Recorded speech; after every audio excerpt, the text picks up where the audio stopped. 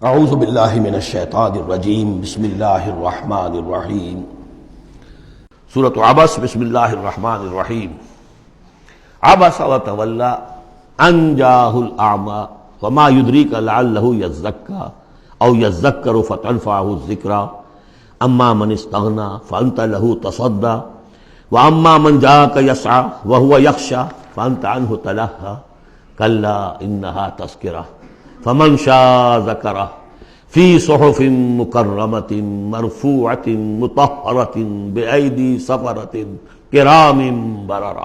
صدق اللہ العظیم۔ یہ جو سورہ مبارکہ ہے اس کے بارے میں بعض حضرات کو جو اپنے خیال میں چاہتے ہیں کہ حضور کا مقام جو ہے جتنا بلند سے بلند ہو رکھا جا سکے تو اس کی ادھر ادھر کی تعویلیں کرنے کی کوشش کرتے ہیں، لیکن اس میں کوئی شک نہیں ہے کہ یہ واقعہ بالکل اسی طرح پیش آیا جیسا کہ یہاں لکھا ہوا ہے، اور اس کی قطعاً کوئی تعویل کرنے کی ضرورت نہیں۔ دیکھیے، نبی کا معاملہ یہ ہوتا ہے، رسول کا معاملہ خاص طور پر، کہ اسے دیکھنا ہوتا ہے کہ مجھے ایک عظیم جو میرے اوپر ذمہ داری ڈال دی گئی ہے اس کے پورا کرنے کے لیے بہتر راستہ کون سا ہے۔ اب ظاہر بات ایک معاشرہ ہے، اس معاشرے کے اندر طبقات ہیں، ڈی فیکٹو ہیں، آپ کے لیے تو وہ گیون ہیں، آپ نے خود تو پیدا نہیں کیے ہیں، موجود ہیں۔ اب ان میں ظاہر بات ہے جو لوگ زیادہ اثر و رسوخ رکھنے والے ہیں ان میں سے ایک اگر ایمان لے آئے تو وہ دوسرے عوام الناس میں سے بیسیوں اور دسیوں کے مقابلے میں زیادہ اہم ہو جائے گا۔ موٹی سی بات ہے، اس میں کوئی راز والی بات تو ہے نہیں۔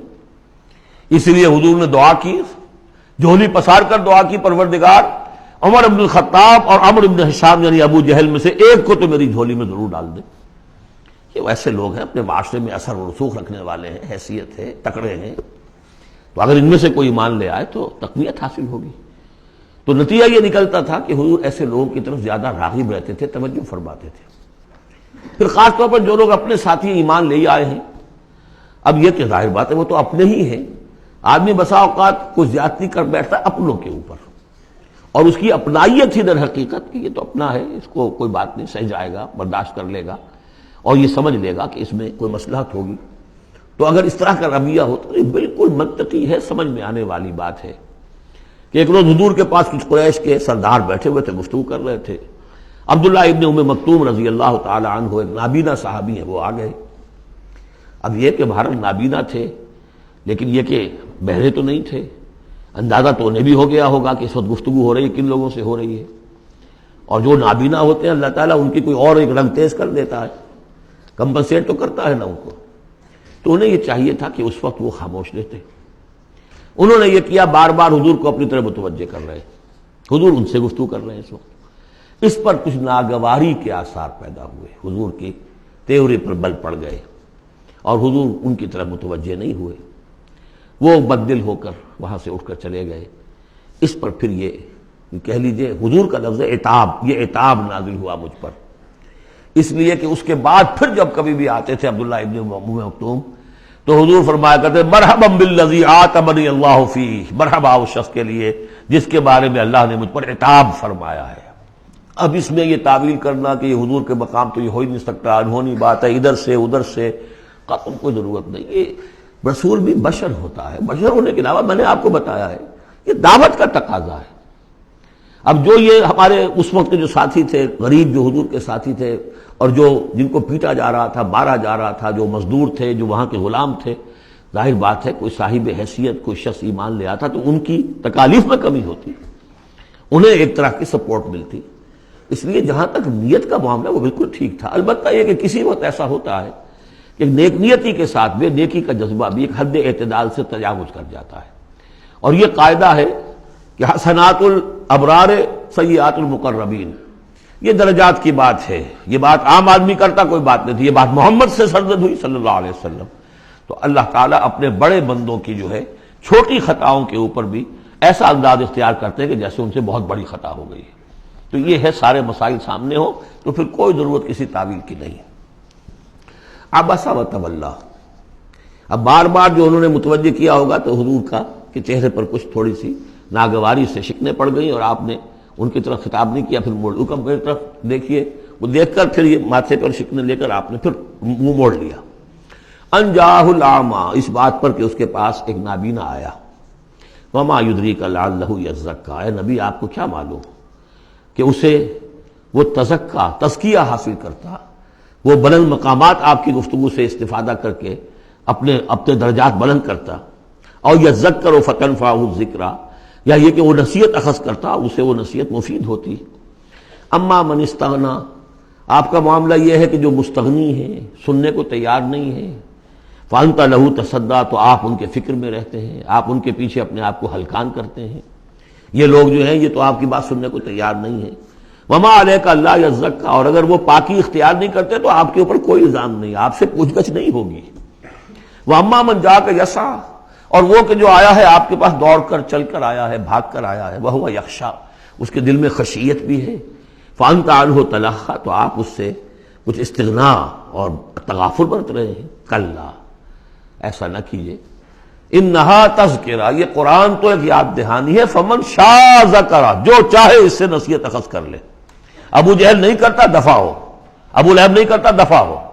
جو کرنا چاہتے ہیں آپ کی توجہ ادھر ہونی چاہیے، جیسے سورہ کہف کے اندر آیا، وَاصْبِرْ نَفْسَكَ مَعَ الَّذِينَ يَدْعُونَ رَبَّهُمْ بِالْغَدَاةِ وَالْعَشِيِّ يُرِيدُونَ وَجْهَهُ وَلَا تَعْدُ عَيْنَاكَ عَنْهُمْ تُرِيدُ زِينَةَ الْحَيَاةِ الدُّنْيَا وَلَا تُطِعْ مَنْ أَغْفَلْنَا قَلْبَهُ عَنْ ذِكْرِنَا وَاتَّبَعَ هَوَاهُ فَكَانَ أَمْرُهُ فُرُطًا۔ تو یہ مختلف مواقع پر یہ بات آئی ہے، لیکن ظاہر بات ہے کہ حضور معاذ اللہ ثم معاذ اللہ ثم معاذ اللہ کسی ذاتی غرض کی وجہ سے تو نہیں، اور یہ ہمیشہ ہوگا دعوتوں میں، تحریکوں میں۔ ظاہر بات ہے ہر سطح کے لوگ ہوتے ہیں، اب جو بھی داعی کوئی ہے، کوئی کسی جماعت کا امیر ہے، اب اس کا وہی ہوگا، اور وہ چونکہ ایک کمپلشن ہے کہ جو لوگ معاشرے میں زیادہ مؤثر ہیں، صاحب حیثیت ہیں، ان کا ایمان لے آنا، ان کا ساتھ آ جانا، کسی تحریک میں شامل ہو جانا، وہ اس تحریک کے لیے، اپنے لیے نہیں، ذات کے لیے نہیں، اس تحریک کے لیے، اس دعوت کے لیے، اس مقصد کے لیے یقیناً مفید تر ہے۔ اس حوالے سے معاملہ رہے گا، اور اس میں یقیناً پھر ایسا ہوتا ہے کہ دوسرے طبقات کے لوگ جو ہیں وہ پھر اسے محسوس کرتے ہیں، مغایرت سے ہو جاتی ہے۔ تو یہ در حقیقت دنیا میں بھی یوں سمجھیے کہ ہر اعتبار سے یہ پل صراط جسے ہم کہتے ہیں کہ اس کو بال سے زیادہ باریک اور تلوار کی دھار سے زیادہ تیز ہوگی، وہ دنیا میں بھی ہے۔ دو انتہاؤں کا معاملہ ہر وقت رہتا ہے۔ کوئی شخص جو ہے وہ اپنی خودداری، عزت نفس کی وجہ سے ایک رویہ اختیار کرتا، دوسرا سمجھتا ہے متکبر ہے۔ یہ ایک شخص ہے جو کسی کے ساتھ ملائمت سے پیش آتا ہے، دوسرا سمجھتا ہے میری خوشامد کر رہا ہے، چاپلوسی کر رہا ہے۔ تو ان دونوں چیزوں کے اندر تکبر اور خودداری، بس یوں سمجھیے کہ قدم میں فاصلہ دارن، بلکہ قدم بھی بڑی شے ہے، وہ باریک بال ہی ہے درمیان میں کہ خودداری کسے کہتے ہیں اور تکبر کسے کہتے ہیں۔ تو اس میں یہ ہے کہ ہر معاملے کے اندر کوشش ہونی چاہیے درمیانی راستے کی، جتنی بھی انسان کر سکے۔ یہاں جس شان کے ساتھ قرآن کا ذکر ہوا ہے کہ اس قرآن مجید کو بھی آپ اپنا جس طریقے سے اپنی فرض رسالت کی ادائیگی کے لیے جس طرح آپ اپنے آپ کو ہلکان کر رہے ہیں، اس میں ایک پہلو اور بھی ہے، اس قرآن کی بھی توہین ہو رہی ہے۔ اس قرآن کو بھی لیے آپ پھر رہے ہیں، ان کو دے رہے ہیں، پڑھو اور سنو اور سمجھو، پھر میں سناتا ہوں، پھر سناتا ہوں۔ کلا انہا تذکرہ فمن شاء ذکرہ، نہیں، یہ تو ایک نصیحت ہے، جو چاہے اخذ کرے، جو نہیں کرنا چاہتا دفع ہو۔ فی صحف مکرمۃ، اور یہ قرآن اصل میں تو ہے بڑے باعزت صحیفوں میں، بلکہ یہ چوتھا مقام آ گیا، اگرچہ یہاں پہ لفظ نہیں آیا ہے وہ، جیسے کہ ہم پڑھ چکے ہیں حوامیم کے سلسلے میں۔ یہ قرآن کہاں ہے؟ وَإِنَّهُ فِي أُمِّ الْكِتَابِ لَدَيْنَا لَعَلِيٌّ حَكِيمٌ، یہ تو ام الکتاب کے اندر ہے، جو ہمارے پاس ہے اور بڑی بلند مقام پر ہے۔ اور سورہ واقعہ میں ہم پڑھ چکے ہیں یہ قرآن کہاں ہے؟ فی کتاب مکنون لا یمسہ الا المطہرون، یہ تو چھپی ہوئی کتاب میں ہے، مخفی کتاب میں ہے، اسے چھو ہی نہیں سکتے مگر صرف وہی جو نہایت پاک باز ہیں۔ کون ہے نہایت پاک باز؟ فرشتے ہیں، ان کے ساتھ نفس امارہ ہے ہی نہیں، ان کے ساتھ وہ عالم خلق کا کوئی تقاضا ہے ہی نہیں، وہی ہے کہ جو اس کے وہاں پر جو ہے ان کے سامنے وہی لکھنے والے، آ جائے گا لکھنے والے، آگے چل کر آئے گا۔ وہ یہ قرآن کہاں ہے؟ بل ہوا قرآن مجید فی لوح محفوظ، تو لوح محفوظ، کتاب مکنون، ام الکتاب، اصل قرآن وہاں، جیسا کہ بارہا میں نے کہا، یہ تو قرآن کی مصدقہ نقول ہے جو اللہ نے ہمیں فراہم کر دی، اصل قرآن وہاں ہے، اسی کا تذکرہ یہاں ہو رہا ہے فی صحف مکرمۃ۔ وہ ام الکتاب جو ہے وہ تو بڑے مکرم، بڑے معزز باعزت ورقوں میں ہے، مرفوعہ بلند و بالا، مطہرہ نہایت پاک، بے ایدی سفرۃ وہ ان کے ہاتھوں میں ہے لکھنے والے فرشتے، وہاں سے نقلیں تیار کر کر کے بھی تو آخر بھیج رہے ہیں نا وہ، بے ایدی سفرۃ کرام بررہ، اور وہ خود بھی بڑے باعزت ہیں، بڑے نیک ہیں۔ تو یہ ہے قرآن مجید کا مقام۔ تو آپ اس قرآن مجید کے ساتھ بھی اس کے مقام کو سمجھتے ہوئے معاملہ کیجئے، جو اس کی توہین کرتا ہے اسے دفع کیجئے، اس کو منہ نہ لگائیے، اور آپ تو اپنے آپ کو جو بھی آپ کے پاس چل کر آئے اور جو واقعتاً طالب ہو ہدایت کے اور نیکی کے اور تقویٰ کے، ان پر توجہ دیجئے۔ صدق اللہ العظیم۔